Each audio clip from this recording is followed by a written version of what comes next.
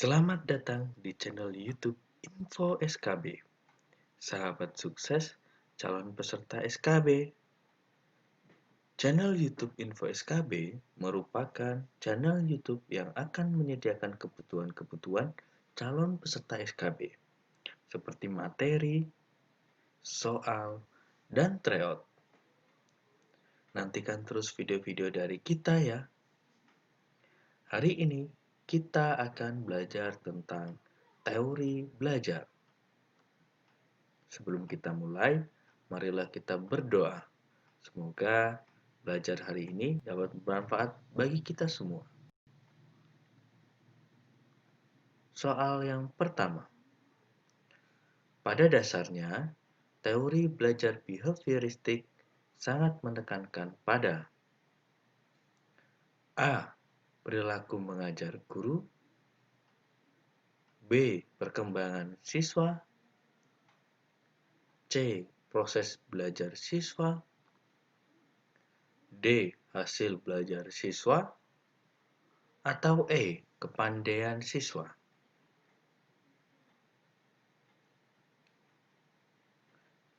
Jawaban yang benar adalah perkembangan siswa.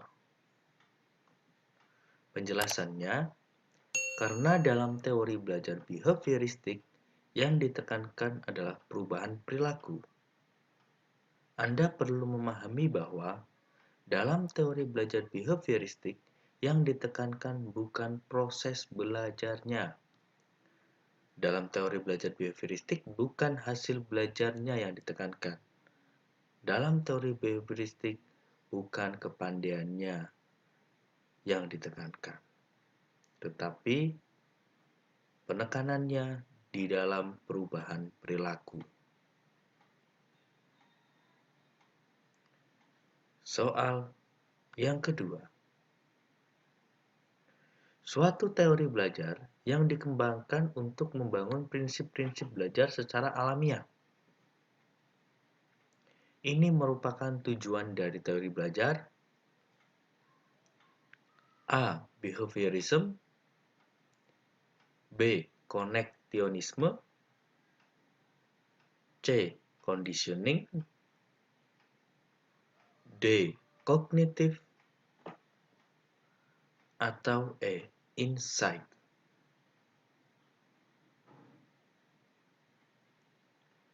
Jawaban yang benar adalah kognitif. Penjelasannya adalah karena dengan membangun prinsip-prinsip belajarnya secara ilmiah, maka akan dihasilkan suatu prosedur yang dapat diterapkan dalam kelas untuk mendapatkan hasil yang produktif.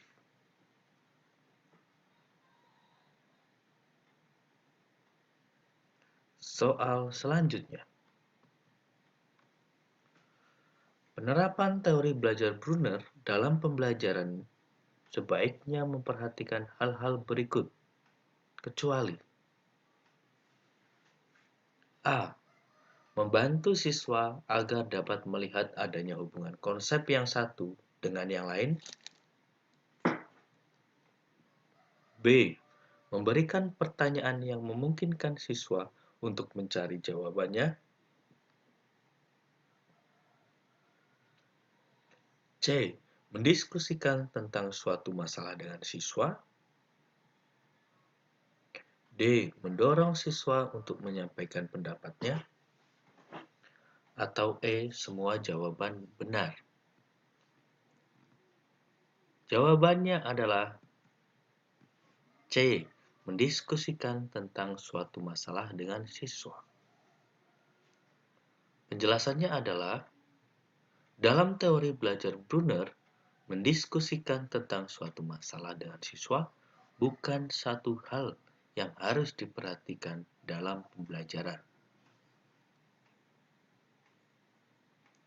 Soal selanjutnya.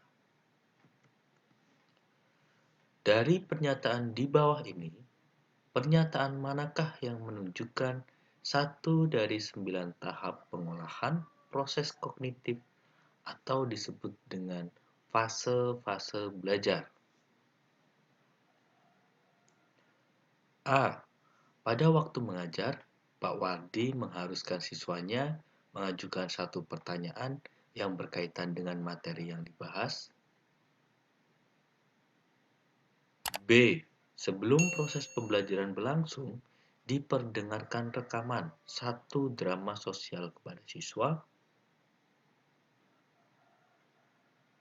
C. Bu Siska mengharapkan adanya perubahan tingkah laku yang berlainan dari siswanya setelah proses pembelajaran berakhir. D. Pak Anto mengutamakan kualitas, penetapan, dan kegunaan belajar dalam proses pembelajaran. Atau E. Bu Siska mengharapkan adanya perubahan tingkah laku yang berlainan dari siswanya setelah proses pembelajaran berakhir. Jawaban yang benar adalah B. Sebelum proses pembelajaran berlangsung, diperdengarkan rekaman satu drama sosial kepada siswa. Penjelasannya adalah karena langkah ini adalah salah satu langkah untuk menarik perhatian siswa pada awal kegiatan pembelajaran.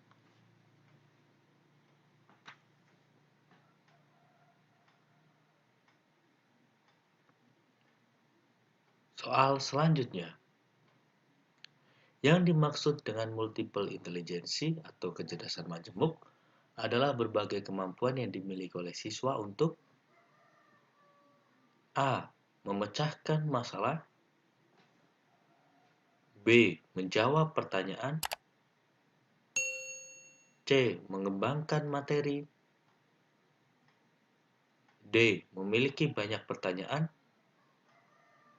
atau E. Mengerjakan tugas.